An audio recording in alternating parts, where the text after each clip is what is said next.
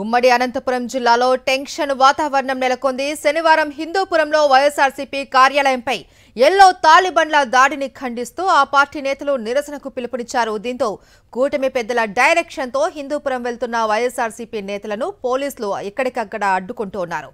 శ్రీ సత్యసాయి జిల్లా కదిరిలో వైఎస్ఆర్సీపీ రాష్ట్ర ప్రధాన కార్యదర్శి ఎస్వి సతీష్ రెడ్డిని పోలీసులు అడ్డుకున్నారు. అలాగే కదిరి వైఎస్ఆర్సీపీ సమన్వయకర్త బిఎస్ మక్బూల్ ను అదుపులోకి తీసుకున్నారు. అనంతపురం జిల్లా వైఎస్ఆర్సీపీ అధ్యక్షుడు అనంత వెంకటరామిరెడ్డి, మాజీ ఎమ్మెల్యే కేతిరెడ్డి పెద్దారెడ్డిని పోలీసులు అరెస్ట్ చేశారు. అటు హిందూపురంలోనూ టెన్షన్ వాతావరణం నెలకొంది.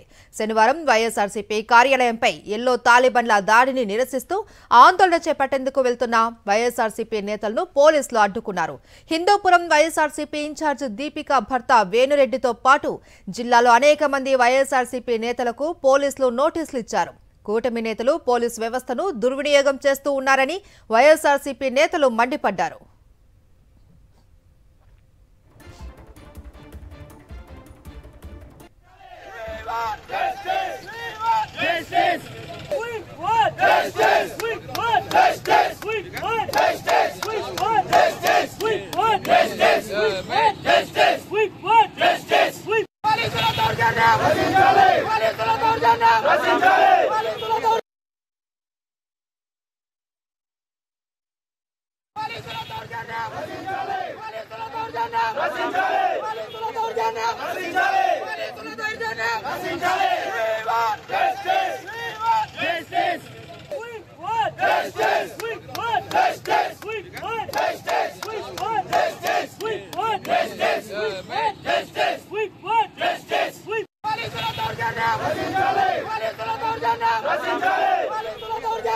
ఏపీలో ప్రజల గొంతుకను కూటమి పాలకులు నొక్కేస్తూ ఉన్నారని ఆవేదన వ్యక్తం చేశారు వైఎస్ఆర్సీపీ రాష్ట్ర ప్రధాన కార్యదర్శి ఎస్వి సతీష్ రెడ్డి. పోలీస్ వ్యవస్థను దుర్వినియోగం చేస్తూ ఉన్నారని ఆగ్రహం వ్యక్తం చేశారు. వైఎస్ఆర్సీపీ కార్యాలయంపై దాడి చేసిన టీడీపీ గూండాలను ఎందుకు అరెస్టు చేయలేదు అని పోలీసులను ప్రశ్నించారు. వేణురెడ్డి మాట్లాడిన దాంట్లో తప్పేముందని ప్రశ్నించారు.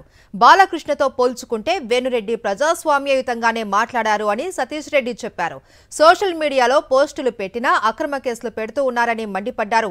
టీడీపీ సోషల్ మీడియాలో కూడా అసభ్యకర పోస్టులు పెడుతూ ఉన్నారని, వారి మీద ఎందుకు యాక్షన్ తీసుకోవడం లేదు అని సతీష్ రెడ్డి ప్రశ్నించారు. ప్రజాస్వామ్యంలో అధికార పక్షానికి ఒక న్యాయం, ప్రతిపక్షానికి మరొక న్యాయం ఉండదు అన్నారు సతీష్ రెడ్డి.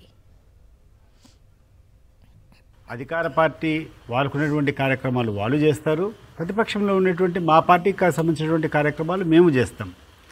ప్రభుత్వం ఎక్కడైనా తప్పు చేసినా లేకుంటే ప్రభుత్వ పనితీరు పైన ఏమైనా విమర్శలు ఉంటే తప్పకుండా 100% చేస్తాం.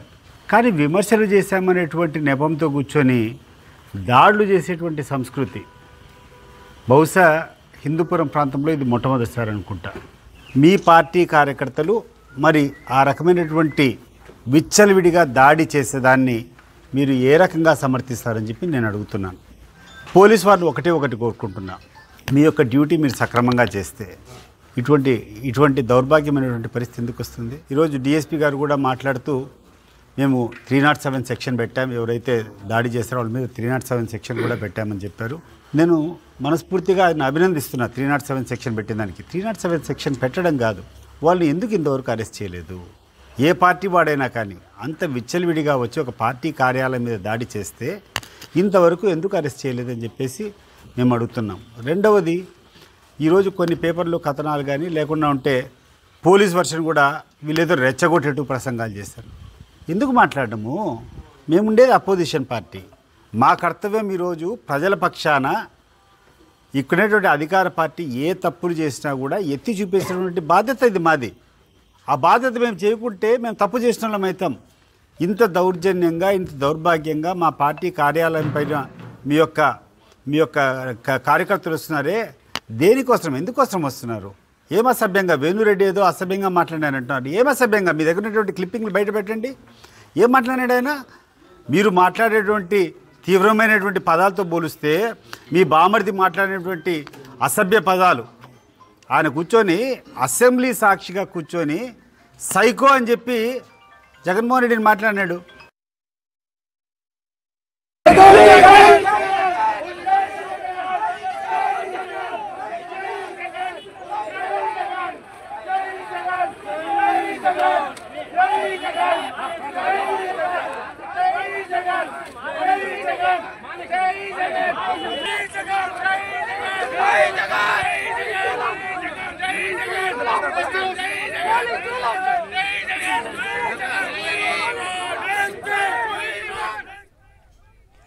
టీడీపీ గూండాల దాడిలో ధ్వంసమైన శ్రీ సత్యసాయి జిల్లా హిందూపురం వైఎస్ఆర్సీపీ కార్యాలయం వద్దకు వెళ్తున్న కదిరి వైఎస్ఆర్సీపీ సమన్వయకర్తను లేపాక్షి దగ్గర పోలీసులు అడ్డుకున్నారు.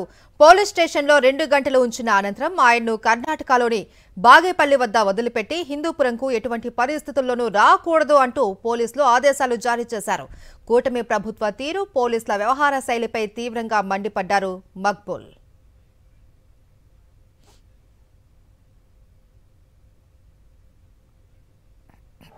ధ్వంసం చేసి అత్యాచారానికి పాల్పడినారో వారిని తక్షణమే న్యాయస్థానం ముందు నిలబెట్టాలని, అరెస్టు చేయాలని కూడా మేము వైఎస్ఆర్సీపీ పార్టీ తరఫున డిమాండ్ చేస్తున్నాం. అరెస్ట్ చేయడం జరిగింది.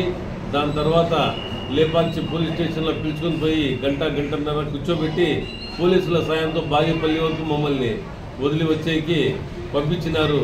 అంటే పోలీసు వ్యవస్థ పూర్తిగా టీడీపీ వారిని పనిచేస్తుందనేది ఇక్కడ గ్రహించాల్సి ఉంది. రానున్న రోజుల్లో ఈ రాష్ట్రంలో ఇలాగే శాంతి భద్రతలు ఇంకా క్షీణిస్తే వైసీపీ పార్టీ ఇంకా రోడ్లపైకి కార్యకర్తలు వస్తారు. అలాగే మేమంతా నిరసనలు ఇంకా ఎక్కువ దీంట్లో తెలియజేస్తామని కూడా మిమ్మల్ని ఈ సందర్భంగా తెలియజేస్తున్నాం.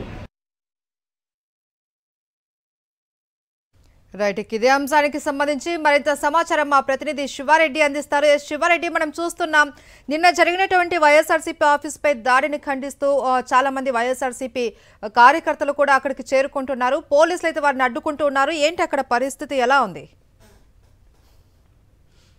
హిందూపురం నియోజకవర్గంలో ఉద్రిక్త పరిస్థితి కొనసాగుతున్న వాతావరణం కనిపిస్తోంది. ఎందుకంటే వైఎస్ఆర్ కాంగ్రెస్ పార్టీ నేతలు కార్యకర్తలు ఇక్కడికక్కడ అడ్డుకుంటున్న వాతావరణం కనిపిస్తోంది. ఎందుకంటే నిన్న వైఎస్ఆర్ కాంగ్రెస్ పార్టీ కార్యాలయంపై టీడీపీ నేతలు కార్యకర్తలు దాడి చేయడం, అదేవిధంగా కర్రలు రాడ్లతో విచక్షణరహితంగా దాడి చేయడంతో వైఎస్ఆర్ కాంగ్రెస్ పార్టీ అద్దాలు ధ్వంసమయ్యాయి, ఫర్నిచర్ ధ్వంసమైంది, అక్కడున్న వైఎస్ఆర్ విగ్రహం కూడా ధ్వంసమైన పరిస్థితి కనిపిస్తోంది. ఈ నేపథ్యంలోనే పెద్ద సంఖ్యలో నిరసన తెలిపేందుకు ఈ రోజున వైఎస్ఆర్ కాంగ్రెస్ పార్టీ శ్రేణులు హిందూపురకు చేరుకుంటున్నాయి. అందుకే జిల్లా వ్యాప్తంగానే ఎక్కడికక్కడ పోలీసులు అడ్డుకుంటున్న పరిస్థితి కనిపిస్తోంది. కొద్దిసేపటి కిందటే వైఎస్ఆర్ కాంగ్రెస్ పార్టీ జిల్లా అధ్యక్షులు అంటే అనంతపురం జిల్లా అధ్యక్షులు అనంత వెంకటరామరెడ్డి, అదేవిధంగా శ్రీ సత్యసాయి జిల్లా వైఎస్ఆర్ కాంగ్రెస్ పార్టీ అధ్యక్షులు ఉషా శ్రీశ్వరన్, అలాగే తాడిపత్రి మాజీ ఎమ్మెల్యే కేతిరెడ్డి పెద్దారెడ్డి, కదిరి సమన్వయకర్త మక్బూల్తో పాటు వైఎస్ఆర్సీపీ రాష్ట్ర ప్రధాన కార్యదర్శి సతీష్ రెడ్డి కూడా అడ్డుకోవడం జరిగింది. దీనికి నిరసనగా ఎందుకంటే హిందూపురంలో రహదారికి అనంత వెంకటరామరెడ్డి కావచ్చు, కేతిరెడ్డి పెద్దారెడ్డి కావచ్చు బైఠాయించిన పరిస్థితి కనిపిస్తుంది. ఇక్కడికక్కడ నిర్బంధానికి గురి చేయడం వల్ల తమ ఉద్యమాన్ని ఆపలేదు. ఖచ్చితంగా వైఎస్ఆర్ కాంగ్రెస్ పార్టీ కార్యాలయంపై దాడి చేసిన టీడీపీ నేతలను వెంటనే అరెస్టు చేయాలి, కఠినంగా శిక్షించాలని డిమాండ్ చేసిన పరిస్థితి కనిపిస్తోంది. అరుణ, అయితే శివారెడ్డి, దాడి చేసిన వారిని వదిలేసి దాడిని వ్యతిరేకిస్తున్నటువంటి వైఎస్ఆర్సీపీ ఆఫీస్ వారిని ఎందుకు నోటీసులు ఇవ్వాల్సి వచ్చింది అనేది తెలుసుకుందాం. మీరు ఒక నిమిషం లైన్లో ఉండండి శివారెడ్డి. రైట్, మనకు ఫోన్ లైన్లో అనంత వెంకటరామరెడ్డి ఉన్నారు అందుబాటులో, అనంతపురం జిల్లా వైఎస్ఆర్సీపీ అధ్యక్షులు, వారితో మాట్లాడదాం. నమస్తే సార్. సార్, మనం చూస్తున్నాము నిన్నటి నుంచి కూడా దాడి చేసిన వారిని వదిలేసి పోలీసులు కూడా దాడిని వ్యతిరేకిస్తున్న వారికి వైఎస్ఆర్సీపీ నేతలకు నోటీసులు ఇస్తున్నారు. మనం దీన్ని ఎలా అర్థం చేసుకోవాలి సార్? ఎందుకంటే దుర్మార్గమైన చర్య ఎక్కడ లేదు. ప్రజాస్వామ్యాన్ని నడిగోట్లో కూడా ఇంతవరకు కూలీ చేస్తున్నారు డిపార్ట్మెంట్ వారి. ఈరోజు ఈ రాష్ట్రంలో డీసీపీ నుంచి ఎస్ఐ వరకు కూడా కాలేజీ వచ్చే వరకు కూడా అందరూ కూడా డిఎస్పీలు కానీ ఎవరైనా కానీ ఈ హుజూర్ అని చెప్పి అధికార పార్టీకి లేకపోతే వాళ్ళకి చెందిన ప్రజాబంధులకు అంటున్నారు. కాబట్టి ఈ రాష్ట్రంలో ఈ అరాచకవాదులు, ఈ దౌర్జన్యగాదులంతా కూడా ఎంత కూడా మితిమీరి ఈ అరాచకానికి అంతా కూడా తెగలవుతారు. నిన్న ఒక చిన్న వైఎస్ఆర్ కాంగ్రెస్ పార్టీ ఆఫీస్ పై జిల్లా నియోజకవర్గ కేంద్రమైన హిందూపురంలో దాడిని కూడా చేశారు. ఆయన ఏది కానీ అందరికీ కూడా అంత కూడా ఈయన చుట్టుగా వస్తాడు. ఇతను గెస్ట్ ఆర్టిస్ట్ ఎట్లనో సినిమాలు నేర్చను మాకు ఎమ్మెల్యేగా ఉన్నా 3 మార్కులు ఉన్నా కూడా ఇతను గెస్ట్ ఆర్టిస్టే అని చెప్పి అని దానికి ఆయన అర్థం వచ్చేటట్టు మాట్లాడిన దానికి ఇంత పెద్ద ఎత్తున దాడి చేశారు. ఇంత చేశారు. బాలకృష్ణ అనేవాడు ఇంతవరకు కూడా ఇదే కాదు, తెలుగుదేశం పార్టీ ఆవిర్భావం నుంచి కూడా ఇంతవరకు ఎక్కడ కానీ హిందూపురంలో ఎక్కడ డెవలప్మెంటే కానీ, ఎందుకంటే ఇంతవరకు ఆవిర్భావం నుంచి ప్రతి ఒక్క మారు కూడా ఈ నియోజకవర్గంలో తెలుగుదేశం పార్టీనే గెలిపిస్తా ఉంటారు. కానీ ఇక్కడ మాత్రం కాలేదు. 2014 నుంచి చంద్రబాబు నాయుడు గారి సొంత పాపం అంటే ఇక్కడ శాసనసభ్యుగా ఉన్నాడు 3 మార్లు. అతను రాడు. ఈ రోజు వచ్చానని చెప్పి ఆఫీస్ దగ్గర పోతా అంటే నన్ను, అలాగే పెద్దారెడ్డి గారిని, తర్వాత సెక్రటరీ వచ్చి రమేష్ గౌడ్ గారిని, అలాగే మన యూత్ ప్రెసిడెంట్, మా జిల్లా ప్రెసిడెంట్ సాకి అందరినీ కూడా నిర్బంధంగా కూడా ఈ రోజు అన్ని కూడా దీంట్లో అరెస్ట్ చేసి పోలీసు వ్యాన్లలో ఎక్కించుకొని ఈ రోజు ఎక్కడికి తీసుకొని పోతామో మాకు తెలియదు, తీసుకొని వెళ్ళిపోతున్నారు. ఏదేమైనా తప్పకుండా కూడా వీళ్ళందరూ కూడా గుణపాఠం చెప్పాల్సిన అవసరం కూడా ఉంది. ఇంత ఇప్పుడు నేను కూడా 4 మార్లు పార్లమెంట్ సభ్యులుగా ఉన్నాను, 1 మారు వచ్చి శాసనసభ్యుడిగా ఉన్నాను. ఎప్పుడు కానీ ఇట్లా పోలీసు వాళ్ళకి వన్ సైడ్ గా ఇంత పెద్ద ఎత్తున వన్ సైడ్ గా ఉండి ఇంత పెద్ద ఎత్తున దీంతో కూడా ప్రజాస్వామ్యానికి అనిచేసింది ఎక్కడికి. అయితే సరే, ఖాకీ యూనిఫామ్ అన్నది కనుమరుగైపోయింది, ఇప్పుడు అంతా కూడా పచ్చ యూనిఫామే కనిపిస్తుంది అన్నట్టుగా మారిపోయింది అక్కడ ఏపీలో పరిస్థితి. మేము శాంతియుతంగా ఓన్లీ ఆఫీస్ దగ్గరికి మాత్రమే వెళ్తాము. అక్కడ సాలిడారిటీ చెప్పేసి సమయం పాటించి మా వర్కర్స్ కూడా సమయం పాటించండి అని చెప్పి సాలిడారిటీ మాత్రం ప్రకటిస్తాము. ప్రెస్ మీట్ లో మాత్రమే అడ్రస్ చేస్తామని చెప్పి నాకు కూడా ఎన్నుకోకుండా బలవంతంగా మమ్మల్ని తీసుకొని రావడం జరుగుతా ఉంది. ఇక్కడే కాదు, అనంతపురం జిల్లాలో అక్కడ శ్రీకాకుళం బెంగళూరులోని, అలాగే మా party general secretary Satish Reddy గారిని అక్కడే కదిర్లోనే, అక్కడ కూడా మక్కుల్ గారిని కూడా అక్కడే కదిర్లోనే, తర్వాత శ్రీధర్ గారు మాజీ ఎమ్మెల్యే అక్కడికి కూడా నేపార్చుకుని ఎక్కడెక్కడ కూడా అందరినీ కూడా నిర్బంధించడం కూడా జరిగింది. రంగయ్య గారి నుంచి కంప్యూటర్ అవసరం ఇట్లా అందరినీ కూడా నిర్బంధించడం కూడా జరిగింది. అయితే సార్, ఒక అనంతపురం అనే కాదు సార్ వెంకటరామరెడ్డి గారు, ఒక అనంతపురం అనే కాదు, ఏపీ వ్యాప్తంగా మనం చూస్తున్నాము అసలు పోలీసులకి ఈ ఖాకీ యూనిఫామ్ అన్నది కనుమరుగైపోయింది. అక్కడ మొత్తం ఇప్పుడు పచ్చ యూనిఫామ్ మాత్రమే కనిపిస్తుంది అన్న ఆరోపణలు అయితే వినిపిస్తున్నాయి. అంతకంటే కూడా కార్యకర్తలుగా వేసుకుంటున్నారు. అంటే కూడా కార్యకర్త తెలుగుదేశం పచ్చ వాళ్ళు ఖాకీ డ్రెస్సే కాదు చెప్పేది, పసుపు చొక్కాలు వేసుకున్నట్టుగా ఈ రోజు కూడా వాళ్ళ తోటి వాళ్ళకంటే అధ్వానంటే కూడా వాళ్ళే అసలు సడక్ తెలుగుదేశం పార్టీ కొంతమంది కార్యకర్తలు కూడా ఏమి ఇంత అసహ్యంగా చేస్తున్నారు పోలీసులు ఈ రోజు రాష్ట్రం అంతా కూడా ప్రవర్తిస్తున్నారు. లేకపోతే తిరుగుతోడి కేసులు అప్పట్లో కూడా ఎవరు ఏదైనా ఏ విత్తనం వేస్తే అదే మహావృక్షం అవుతుంది కూడా, అదే మొక్క మహావృక్షం అవుతుంది. ఈ రోజు ఇటువంటివన్నీ వేస్తున్నారు. ఎప్పుడో కేసులు పెట్టి అవన్నీ కూడా కొట్టేసినట్టు కూడా తిరగదారు, మళ్ళీ కూడా కేసులు అన్ని కూడా కట్టి చేస్తున్నారు. భవిష్యత్తులో తప్పకుండా కూడా వీళ్ళకి జరుగుతుంది. వాళ్ళకి అనేది కూడా దారి చూపిస్తున్నారు ఇట్లా చేయండి అని చెప్పేసి. కానీ ఈ రోజు జరుగుతుందా అని ఇవన్నీ కూడా చూసి కూడా పోలీసు వాళ్ళకి అనేది కూడా ఎక్కడ కానీ వాళ్ళకి గుణపాఠం కాలేదు, శిక్షకులు లేదు. వాళ్ళకు దాంట్లో కూడా ఈ రోజు వ్యవస్థనే, పోలీసు వ్యవస్థనే ఈ రోజు తెలుగుదేశం పార్టీ చేతుల్లో కూడా పెట్టినారు అని చెప్పేసి కూడా చెప్తాం. ఈ రోజు డీజీపీ లేరు, వాళ్ళకి డీజీపీతో సహా దగ్గర కూడా ఈ రోజు తెలుగుదేశం పార్టీ ఏం చెప్తే వారి యొక్క మెస్ కోసమే ఈ రోజు పనిచేస్తున్నారు డిపార్ట్మెంట్ వాళ్ళు. దీన్ని అందుకోసం తప్పని చేస్తాం, దానికి మూల్యం కూడా చెల్లించుకోవాల్సిన అవసరం హెచ్చరిస్తుంది. సార్, ఒకవైపు పోలీస్ వ్యవస్థ, ఇంకోవైపు అధికార పక్షం, మరి వీళ్ళని ఎలా ఎదుర్కోబోతున్నారు? మీరు మీ కార్యాచరణ ఎలా ఉండబోతుంది? మేము తప్పకుండా కూడా మా కార్యాచరణ కానీ భవిష్యత్తులో కానీ ప్రజాస్వామ్య పద్ధతులనే ఎవరికి కానీ మాకు నేర్పాల్సిన అవసరం లేదు. చాలా మార్లు కూడా ఈ రోజు కూడా దేశంలో అసలు బ్రిటిష్ వాళ్ళనే ఎదుర్కొంటున్న దేశం ఇదంతా కూడా, అటువంటి ప్రజలు ఉండే దేశం ఇది ఎంత కూడా. ఇటువంటి గూండాలతో కలిసి ఉండే వాళ్ళని ఈరోజు అధికారాన్ని కూడా అడ్డం పెట్టుకొని, వ్యవస్థలను అడ్డం పెట్టుకొని చేసేవాళ్ళు తప్పకుండా కూడా ప్రజాస్వామ్య పద్ధతిలోనే జగన్మోహన్ రెడ్డి గారి నాయకులు తప్పకుండా గుణపాఠం కూడా చెప్తాం.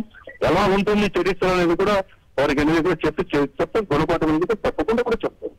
అందరూ కూడా ఈరోజు చాలా అసహించుకుంటున్నారు. ఈ రోజు రాష్ట్రం అంతా కూడా ప్రజలు అసహించుకుంటున్నారు. ఈ రోజు వాళ్ళు ప్రవర్తిస్తున్న తీరు, వారు మరీ ముఖ్యంగా కూడా వారు రెచ్చిపోతున్నది, వారి యొక్క అవినీతి, లేకపోతే ఈ లిక్కర్ షాపుల్లో కూడా అన్ని కూడా బెల్ట్ షాపులు ఎలా అమ్ముకుంటున్నారు, ఇన్ని కూడా ఎక్కడికి కూడా అసహించుకుంటున్నారు. ఏమంటే ఒక వ్యవస్థను అడ్డం పెట్టుకొని ఈరోజు తెలుగుదేశం పార్టీ వారు కానీ ఈరోజు పరిపాలన చేస్తా ఉండదు. కేవలం ప్రచారానికి మాత్రమే పరిమితమైనారు.